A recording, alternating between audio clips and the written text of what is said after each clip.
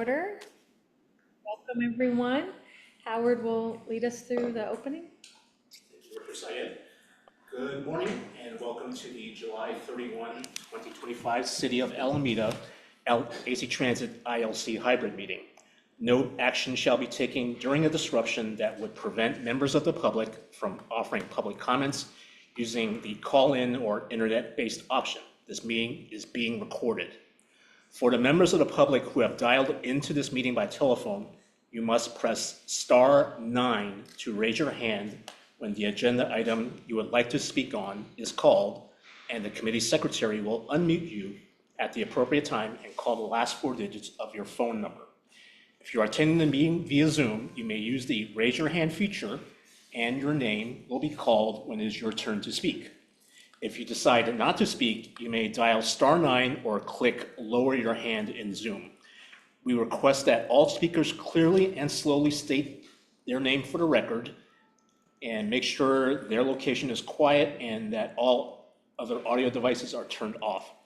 Each speaker will be allowed 2 minutes to present their comments and will notify their time is up. Chair Syed, I don't know if you want to do roll call first and then Yes, staff please. introductions or staff introductions then? Lead us through roll call and introductions, please. Okay. Roll call, Vice Mayor Pryor. Here. Councilmember Daysog. Here. And Director Syed. Here. Okay. And would you like to do staff introductions? Yes, please. Okay. Good morning, everyone. I am Howard Durr. I am the interim service plan manager at AC Transit. Pass it over to Crystal. Hi everyone, Crystal Wayne, Transportation Planner at AC Transit. Morning, Lisa Foster, Transportation Planning Manager for the City of Alameda. Good morning, Maria Henderson, External Affairs Representative, Legislative Affairs and Community Relations with AC Transit. Will Wong, Operations Control Center, AC Transit. I'm Susie Hostetter, Senior Transportation Coordinator, City of Alameda. And I believe that is it for staff. Oh, any staff on the online? Go ahead, Casey. Hi everyone, Casey Bruno, Transportation Planner at AC Transit. David. David Berman, Senior Transportation Planner at AC Transit and Realign Project Manager. And Deborah. Deborah Garcia, Customer Services Manager at AC Transit. And I'm Tammy Kylo, Secretary to this committee. And I'm also promoting Rama right now, so he's also be joining us. And Director Peoples is also online today as somebody from the public. And Lisa, did you want to introduce yourself? Oh, she already did. Oh, I'm sorry, Rama. Good morning. I'm Rama Pochraju, Executive Director of Planning and Engineering, AC Transit. That's everybody online. Thank you. Okay, next time, Director Syed. Great. Do we have any announcements or public comment? Okay. Yes, today's Charlie Cameron. I live in Union City, but I consider myself a Hayward resident. Director said, I've been trying to come down here to bring to your attention for the past 2 years at the Route 19 at the Fruitvale Bar. It's stop number 59,000. It's a very small flag. It has 3 bus routes coming in, the 19, the 20, and the 21. The only thing on the decal that says Fruitvale Bar to downtown Oakland via Alameda. According to the current Route 19, as we speak, it also serves Seminary Yard D4, but it is not on the decal. So for the past 2 years plus, no one has put that decal up to told you whatever is wrong, and that is one of the reasons why the ridership is down. Not one road supervisor or detail person. Years back, Director Syed, I brought to a lot of issues with former Director Ortiz. I've been miffed and snubbed by her years back. Now you can take it from me. With the new 19, is it going to be terminated? the seminary, or is it going to be going up there and talk about the new water taxi? Will I be able to get off the current Route 19 or the new proposed the number 19 and have an opportunity to take the water taxi from Jacqueline Square over to the Alameda? And what is at the borehole or the area? Is it a isolated place that have stores or shops? I want to maybe have a date or whatever. So thank you for coming, and I hope to be a participant. Thank you. And I told Howard, when is the new systems maps going to be out? When is the new system schedules going to be out? So you can find out from him or make an announcement. Thank you. Thank you, Charlie. And we will be going over Realign, so I did hear some of your questions have to do with route changes. So we'll be talking about that today, and I'll ask staff to, clarify if you didn't quite hear the whole question, so we can respond to that. So thank you for your passion and commitment to riding transit. So any other public comments or announcements? Okay. Colleagues, did everybody have a chance to look at our notes from the last meeting? I think, as usual, they were excellent. We don't formally approve those, so just encourage everyone to take a glance if you need a refresher. And let's move on to our main discussion items. Beginning with the first item, managing on-time performance.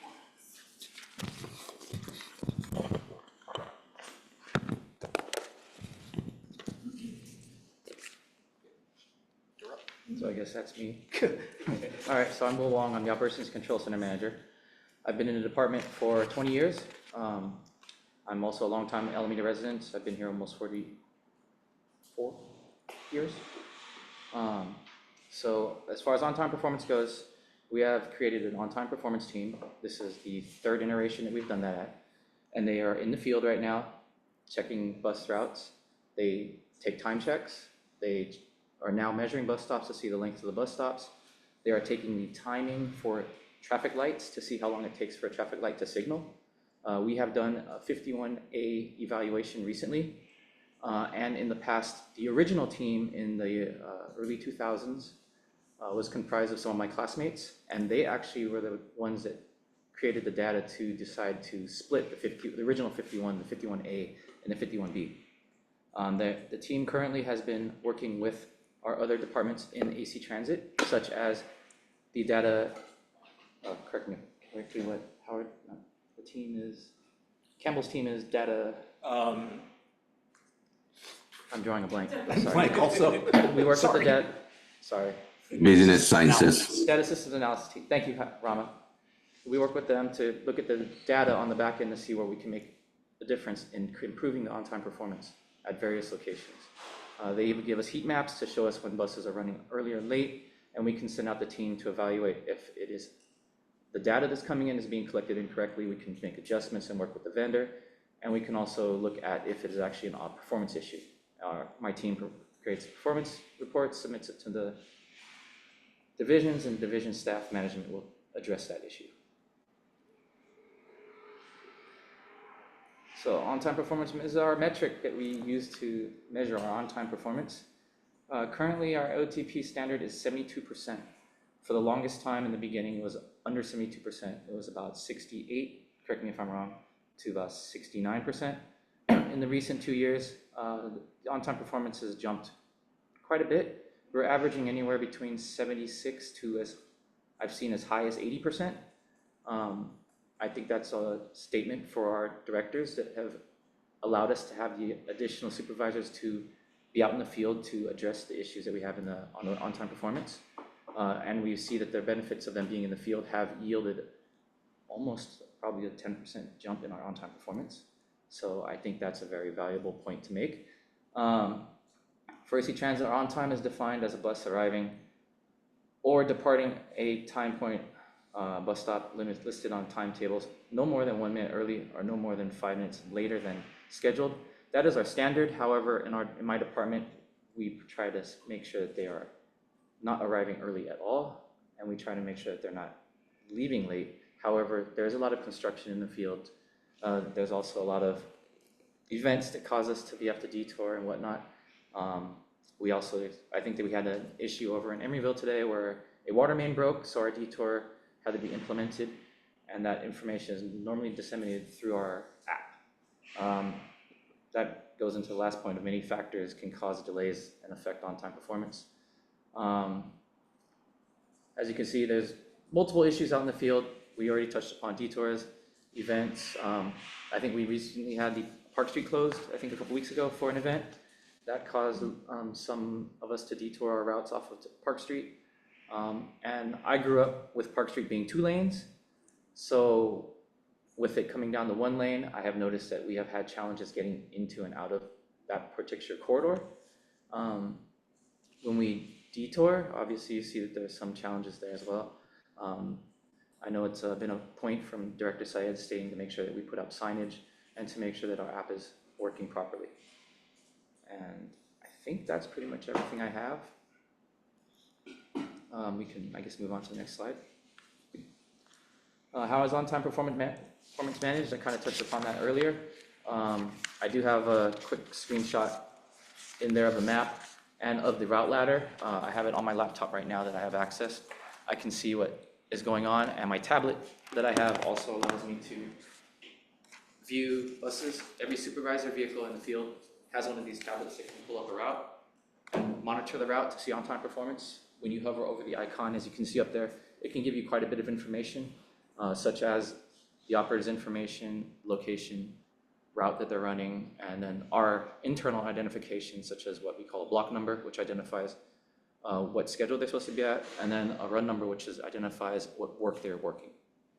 Right below it is the route ladder. It shows the entire route that is, such as the 51A. I can't see exactly which ones I gave you the examples of, but the dots represent the bus stops, and then there's a little icon up there that represents the bus, and that moves along, and the colors change depending on if it is on time, early, or late.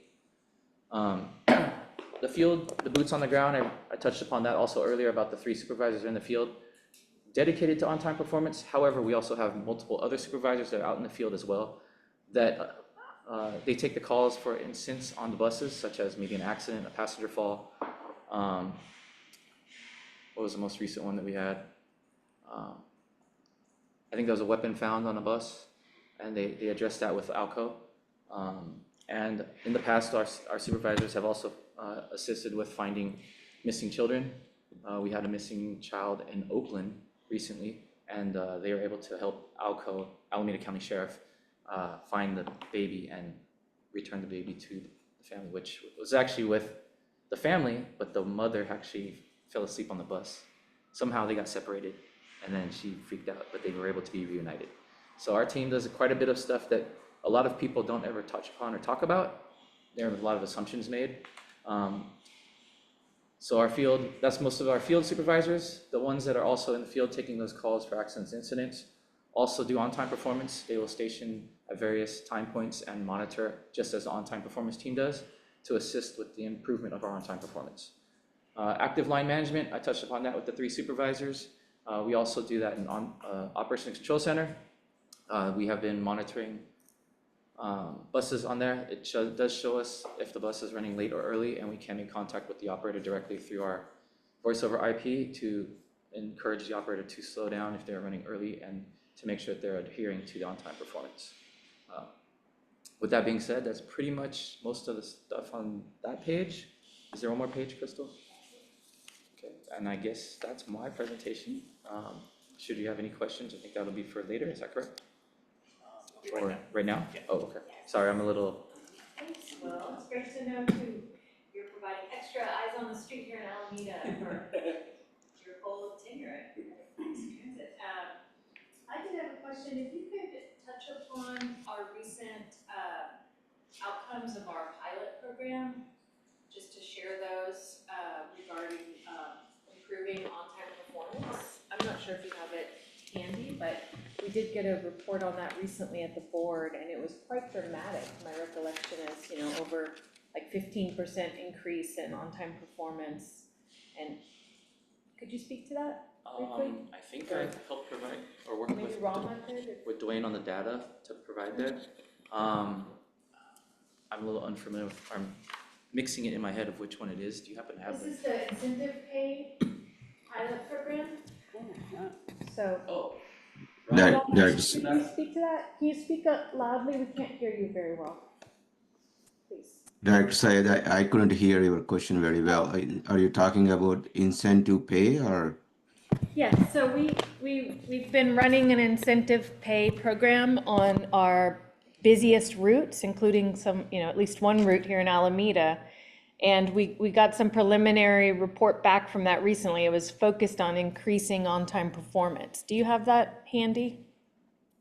I don't have that handy right now, but I'm familiar with that. There are 13 routes that we are providing some incentive pay for the operators to maintain the service, and it's a great success so far. We are seeing 98 to 99% of service operator fill. That means the buses are leaving on time and they're reliable service out there in the field. The on-time performance for those are around 78%, most of the lines except for 2 lines that we are monitoring. That will also give us a chance to look at the runtime issues. If there are any runtime issues that we have to address going down the line. So out of 13, there are 2 that we are flagging to see the runtime issues. There are construction going on. Line 10 and line 72, there's construction going on, but we are monitoring those 2. But the rest of 11 lines there are around 78 to 80% on-time performance with around 98 to 99% service operation. So it's a great success story for all around for the riders and for the community. Wonderful, thank you. And we can bring back more info as we learn more about that pilot program, but I think it's been very promising, a very small investment. Yes? So I believe that the incentive program was brought in, I believe it's $2 additional pay for all the trunk lines for the people who operate the route. So it encourages operators to run the route. Should they not run the route, I don't believe they get the extra incentive. In addition to that, at the first property I was at, we had trouble covering our school services. This was, I think, almost 25, 30 years ago at my other agency. And the operations control center manager, or operations manager at that time, added an incentive of $1. It didn't dawn onto me until Arlie brought it up and got it through the process that, oh yeah, we've done this before. It actually is successful, and it's yielding similar results as what we saw at my first property. So I think it's a very beneficial program that we've had. We've also been able to reduce the overtime so that we have additional operators available for should someone call up sick. And that also correlates to making sure that all the service is out, like Rama said, because we're hitting the 98 to 99% log-on rate, that means that all the service is out there. What we have seen on-time performance is if a bus is missing on a route, more than likely that is causing the on-time performance to drop, because if I'm driving a bus and Howard is driving the bus before me, but he calls out sick, I'm not only picking up my passengers, but I'm picking up his passengers, which creates a delay in the service. So if Howard is there and getting the incentive, he's picking up his passengers, and then it dominoes into our on-time performance increasing. Great, and thanks for pointing out it can also be cost effective, because when an operator calls out, then we often end up paying overtime, right? So we're paying a little more, but it's still, delivering really real benefits. Any other questions on this presentation today, or public comments? Okay, great. Let's move on to our Realign updates. I will be doing that one, so I'll just get started. Realign service changes are coming August 10th, and our detailed information as to how those changes are going to affect people's travel throughout our service area is available online at actransit.org. Can you go to the next slide, please? I think the next slide too. Okay, so this one. After 2 years of community outreach and planning, our team has developed the new bus network based on lots of community input. with a focus on equity and backed by lots of data analysis. And with our impending fiscal crisis in mind, the changes were designed to be largely cost and operator neutral. Next slide, please. So just to quickly recap the changes, in Alameda, line 19 is being extended west into Alameda Point via Stargill, Pan Am Way, and Ralph Appizato. And on the east side, it will be going to our AC Transit Division 4, in addition to Fruitvale BART. This one will continue to run every 60 minutes daily with service between downtown Oakland, Alameda Point, the northern waterfront area along Buena Vista, and then Fruitvale BART and Division 4. Line 21 is actually being renumbered to line 31, and it'll still serve Harbor Bay Ferry Terminal, but no longer serve Oakland Airport. So it'll serve the ferry terminal, Park Street, Fruitvale BART, all the way up to Chabot Science Center in Oakland. Line 96 is going to remain the same in Alameda, but service is being added to Brooklyn Basin in Oakland. So it'll serve Alameda Point, downtown Oakland, Brooklyn Basin, and the Diamond District. Line O is going to remain the same, but its frequency is going to be reduced to hourly service on weekends only. Line OX is going to be discontinued, but line W is still going to be rerouted to serve Bay Farm. So Bay Farm residents will still have a Transbay bus option to take to Salesforce Transit Center in San Francisco. And then we heard loud and clear from Alameda about the 51A, so no changes are happening to the 51A or any of the routes that serve middle and high schools or the overnight lines. Next slide.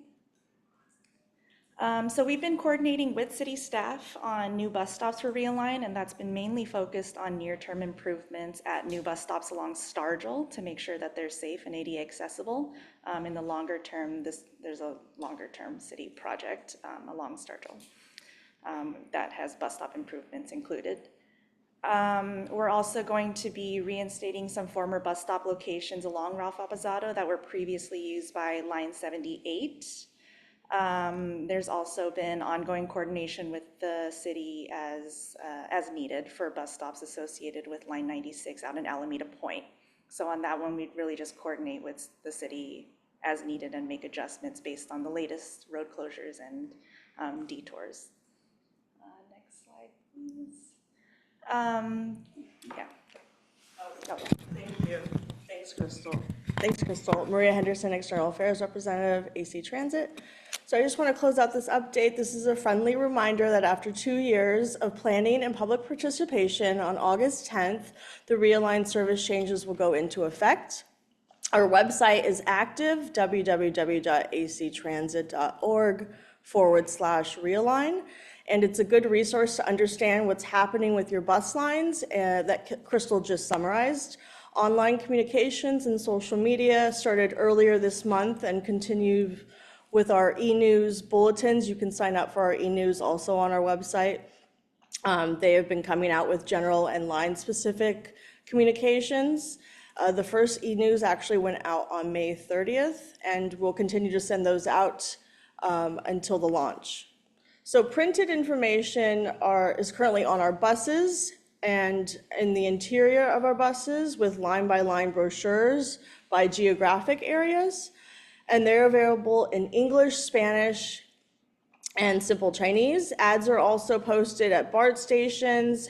We have head signs on our buses messaging that August 10th Realign service changes are going into effect, and to go to actransit.org for more information. We've been in the community, we've been at bus stops, completing outreach. We've also been going to city council meetings to provide information on what's to come, and also municipal council advisory councils, MACs, to alert policymakers and the general community on what's happening starting August 10th. So again, you will find ambassadors out in the community at bus stops now, and we are going to mostly high ridership locations where stops are going away or routes are changing. So continue to stay connected and learn more at www.actransit.org/realign. Thank you. And thank you to the city for always getting the word out for us. Great. Do we have any public comments on this item?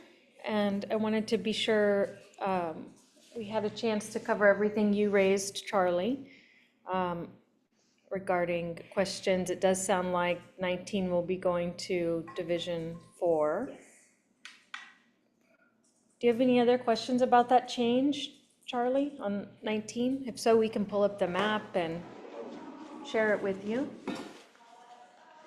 Hearing no further. Well, Yep. first of all, I asked Yes. Howard, when is the new system maps going to be out? When is the new system schedules for the individual line going to be out? Not online, out. I can answer that. I've been in communication with other staff, and we expect to have maps and schedules available at our customer service office downtown next week.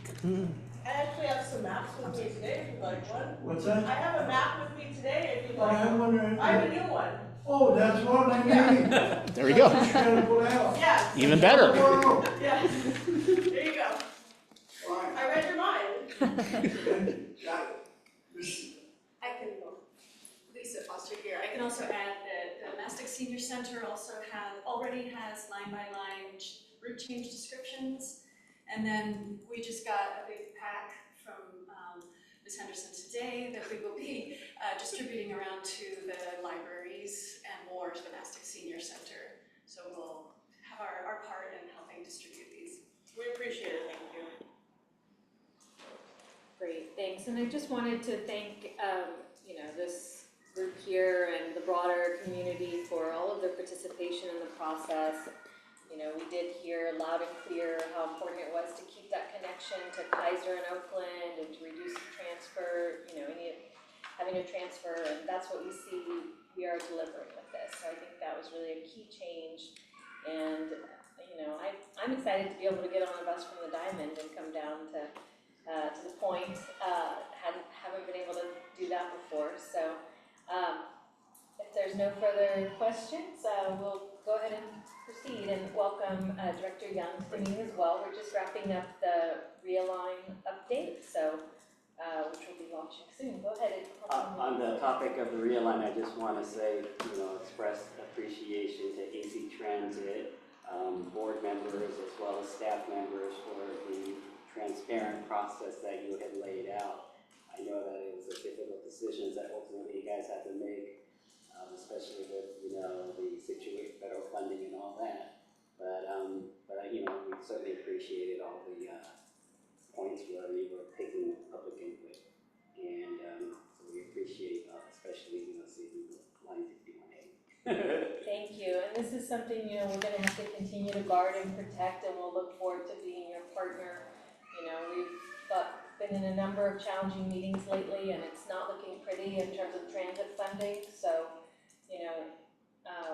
we look forward to really working together to ensure we're not back in another year looking at service cuts, right? Because that's, we've got to protect this plan, however imperfect it is, and fight to continue to get more funding so we can have get back to 100% pre-pandemic eventually. So stay tuned. Let's have one. Oh yeah, I had a couple of questions. Also I just have a comment first. Is that I will take the. Usually I ride my bike and take the BART. To Fremont, come back. But if it's raining or whatever, I have 3 bus options. But the 21, I'm so glad you said the 21 is now the 31, because I was all. Oh, I was like, I have to write that down, because that's one of my options. But my question about that is, I had not personally taken the bus to the Oakland airport, but I would, just because the 21 is not, like to walk with a suitcase, it's gonna be too far. But I was just curious why that, because it would have, had I been closer, that would have been a perfect option to get to the airport. Were not a lot of people This using is it? one of those decisions, I think, that was really, driven by equity and looking at trade-offs that were unfortunate, but that we do have to make. Because, like you, many others struggle with that connection, right? And that route is not competitive with other alternatives. That said, we did still hear, right, this will be an impact to members of the community who took it. So we talked recently about a lot of them are employees, and maybe there could be a van pool match or something like that, an option that could still ensure access, but that is enabling us to serve the maximum number of riders, while unfortunately carrying that back. So did staff want to add anything? I mean, Sure, yeah, it was pretty much the low ridership issue. There was an average of 2 to 3 riders per trip, and that was even going back to the airport, and that was going back to even pre-pandemic, so it was just not a very productive line. And also just there are so many other transit travel options to the airport, like the BART airport connector, or using AC Transit Line 73. So that was Yeah, I would just think about me because I'm selfish. I'm like, well, the 20 is right by my house. If you ever want to make that go to the airport, yay. That's right. Yeah. And my other, and this is coming from actually my neighbor, but we were talking about buses to the ferry. I know there's the bus that goes to the ferry on Bay Farm, but is it just the infrequency of riders that when you take the bus to go to the ferry terminals here on the island, or is it just not come up? I'm just curious. Yeah, there was another one that used to go to Seaplane Lagoon, and the challenge with that one also was ridership. There was also plenty of free parking out there. And then the other challenge was just making sure the schedules aligned. Oh, got it. In the event that the bus was running late, it's not like the ferry can hold for us, and Yeah. vice versa. So, and then just the frequency of schedule changes was mismatched. All right, cool. Thank you. That was it. right, Oh, that was a challenging decision. So but it was driven by data, driven by, the reality is where that ferry terminal is located now, it's kind of like it's on the end of a dirt road in some respects, right? There's no sidewalks there, there's very little near it, and so it's really hard to serve with transit without having a lot of areas with more demand get less service. So maybe something will change there. There is a lot of change happening in land uses in that area, and we could revisit that in the future when we have more funding. But today it's, yes, go ahead. I'm sorry, is it too late for me to make I just wanted to make a suggestion, actually. The Alameda staff know that I'm always concerned about publicity, and you guys are doing such a great job. I'm an AC Transit rider. My name is Christy Cannon. I'm a volunteer with Community Action for a Sustainable Alameda, and I work on transportation issues primarily.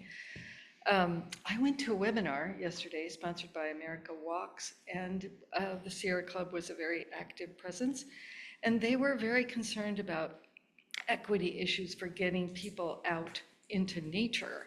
And we have this wonderful regional park area, and the 21, soon to be the 31, is going to be going up to Chabot.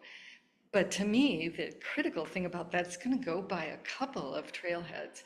So I think it would behoove you in the future to figure out every bus that you have that can get people out to the regional parks. It may not be the ultimate destination, but if they're going by, and just let people know that they have those options. I think it's kind of exciting because I'm a hiker. Thank you. That's a great idea, Christy. And we've heard about some communities organizing bus parties around these changes coming in Realign. So I would just suggest that if anybody wants to throw a bus party and let's get up to the park, I'm happy to show up, and let's celebrate this new service. Any other comments? I just want to, make it clear that we do have our new system maps for the new service change coming on August 10th. They're online right now. And so you can see that what's happening, what's going to come currently. So we're starting slowly to get the printed materials out, but the information about the changes is already on our website. Great. Next, we'll move on to our status briefing items. I'll ask staff to lead us through those, starting with City of Alameda Free Bus Pass Pilot Program updates. Thank you. I will address that. So As everybody knows, we have the Free Bus Press program that serves older adults and people with disabilities in Alameda who are low income. Thank you to the AC Transit Board and to City Council for approving our extended agreement. So that is now fully executed for another 2 years, lasting through July 2027. And we are doing our enrollment renewal right now. This happens annually to make sure that we're serving the people we intend to serve. This year, because we're really at the max of what we can afford with this project, with this program, we have added some more stringent paperwork requirements. So they need to show more to verify low income status as well as continued residency. And so those letters went out in late June and the forms are due August 15th. So we don't know where we're gonna end up at the end of that just yet. The response has been very strong though, and mostly in person. So our paratransit coordinator, who's at the Mastic Senior Center, she has been handling lines of people coming in to check in with her, and luckily she has the route update information, so she's getting touch points with our participants to tell them about, a name change and information that is important to them as well. And we are hoping that between, making sure we get a little additional money toward this program and this renewal, that we will be able to clear existing wait list sometime this fall is the hope. It's all based on projections, so we'll see where we end up. The riders are now taking about 18,000 and 19,000 rides per month. And yeah, we just, as they've been coming in, they've been continuing to express a lot of gratitude for the program and talk about all the ways that they use it. So we're really happy to have it. Thank you. Any questions about this program? Well, I'm really great that they're able to connect and be that person sharing all the updates there at the senior center. And so it sounds like August 15th, that's when the deadline is for showing all your paperwork, and then hopefully we'll be able to get that wait list cleared into the fall. So thank you. And I'll have you continue with the next item. Another quick update about the efforts to for the named Measure BB bus project in the 2014 Transportation Expenditure Plan of the Alameda CTC. We're replacing the Ralph Appisato Memorial Parkway Bus Lanes project with a transit-focused multimodal projects. And again, thank you to AC Transit Board and City Council for endorsing these. So that happened in May and June. And then in June, we sent a letter to Alameda CTC formally requesting the amendment to the Transportation Expenditure Plan. And so they have a few steps, Alameda CTC along the way, but we anticipate, if it's approved, the process being completed by early 2026. Thanks. Thanks for making the trek to AC Transit a couple times for our board meetings. But I enjoyed it. It's a privilege. any questions or comments on these items? Okay. Seeing none, we'll go to Park Street TSP and signal optimization. Good morning, everyone. Casey Bruno, AC Transit Transportation Planner, and a part of the Park Street project team. So the Park Street TSP design project is currently on schedule.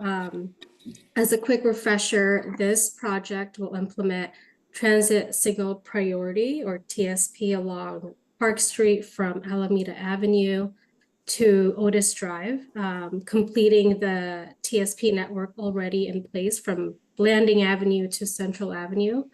This project kicked off in May, and Kimley Horn, who is the designer for this project, is wrapping up the 35% design package that will be sent out to all relevant agencies, including the City of Alameda, for review and comment. Kimberly Horn is also working on the content for the project website, so that will be up and running hopefully sometime next month. We're targeting early December for the completion of final design, followed by the construction advertisement and invitation for bids. Construction is anticipated to begin spring 2026 and hopefully wrap up by summer 2026. And lastly, a before and after evaluation will be conducted following project completion sometime in fall 2026. And that's my update. Thank you, Casey. Do we have any questions on this item? All right. Next item, back to the joint update on the Oakland Alameda Access Project. Crystal Wing, AC Transit. So the Oakland Alameda Access Project, or OAAP project, it's a major project that's being led by ACTC, and it's a roadway project to improve access between 880 downtown Oakland and Alameda. I'm sure everyone's heard of it at this point. The Webster and Posey tubes will have single lane closures for many months during construction. Staff from AC Transit and the city have been attending monthly technical meetings and monthly outreach meetings regarding the project. Based on the last update we heard from the project team in early July, construction is still expected to start later this year, possibly in November. The project team has been doing outreach, including a few in-person presentations in Alameda, I think. And then when construction starts, Caltrans will be taking over on communications with support from ACTC. And I don't know if the city has anything to add. Well, we're glad to see the transit signal project happening on Park Street that can help. It's another corridor, but it will also be impacted. So we're carefully watching that and working with AC Transit on that, and then also interested to see what happens with the potential for bus-only lanes in Oakland, on the Oakland side, if you guys want to speak to the status of that. And we are planning to monitor the situation after construction has begun and lane closures have begun to see whether we need to extend our existing bus-only lane on Webster a little further. We're told it's a very effective one, so we're glad we already have it. And then we'll see if it needs to go further. Yeah, on the bus-only lanes in Oakland, like Lisa was saying, there's only so much that can be done in Alameda because so much has already been done and it's working well. On the bus-only lanes on the Oakland side, the city has agreed to it, and the only thing remaining is to talk to the community about it. So I don't have any update other than that. Given the importance of this project and the impact for both us and Alameda, we're obviously going to have to continue to monitor and really work closely on this. Particularly, so it's going to be important to come to myself and the mayor of Alameda, who are on ACTC, who are going to be obviously leading the construction, to ensure that whatever comes up, we adequately address at ACTC to make sure the impacts are addressed. And then I'm really supportive of that transit signal priority on Park Street. I can tell you, coming in and out of Alameda all the time, it's definitely needed, particularly in the mornings leaving Alameda. So thank you for that. Thank you, Dr. Young. We are grateful for your leadership at ACTC. Any other questions on this project? If not, let's dive into the numbers. Ridership and complaints with actual missed runs. This is an AC Transit item. Okay. So we've got some great graphs and numbers in the packet. If you have it. I will take this one again. So the agenda packet includes our usual attachment with the performance summary for lines that operate in Alameda for March 2025 through June 2025. Ridership has stayed pretty consistent, and generally most of the lines are where they should be, again, in terms of productivity. The OX and the 19 are low. They should probably be closer to 20 passengers per revenue hour, and they're currently hovering at 9, 10-ish passengers per revenue hour. On-time performance has improved since the report at the last ILC, which again speaks to the efforts being made by the supervision team. On customer feedback, most of the complaints we received were related to no-shows and pass-ups, and that was mainly on the 51A.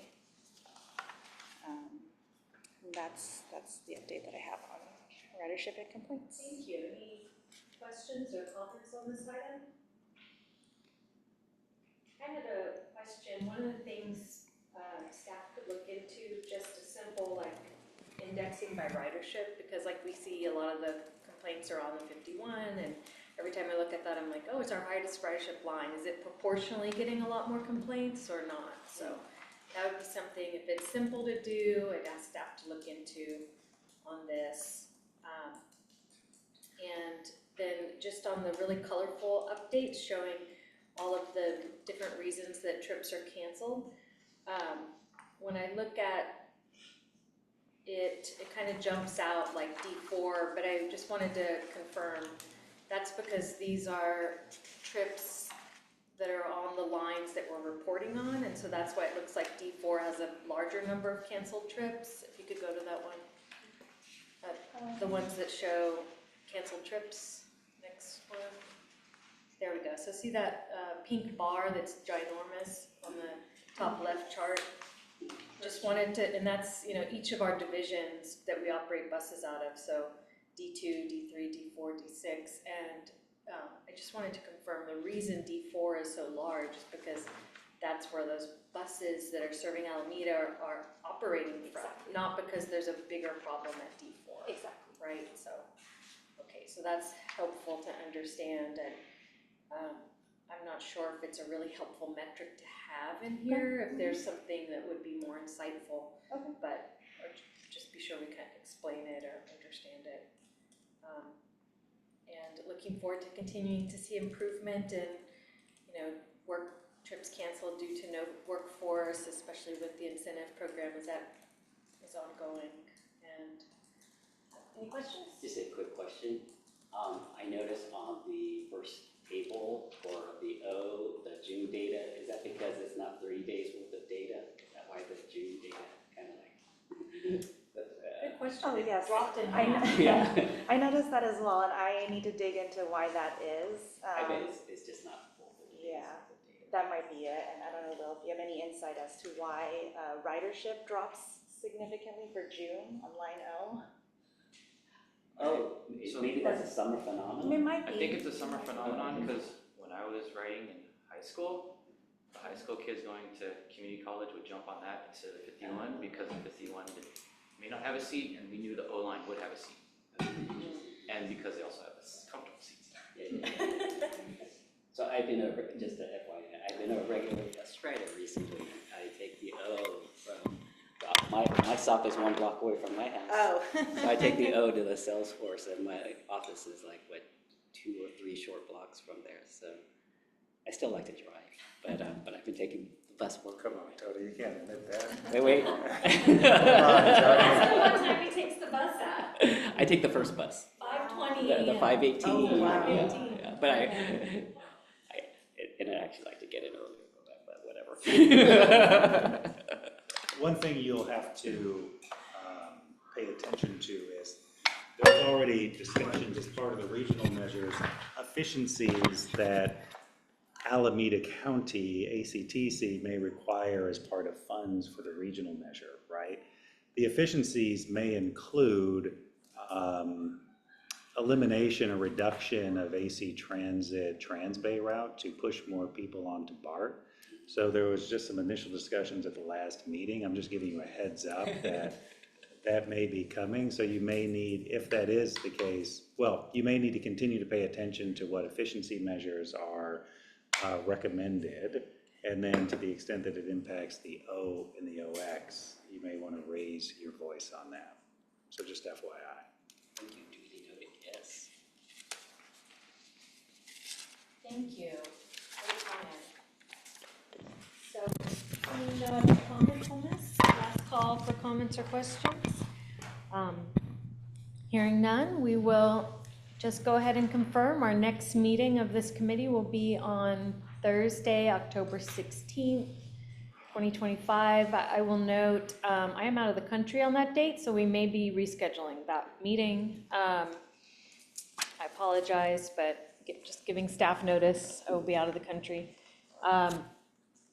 And finally, do we have any agenda planning requests from members of the committee for future agenda items?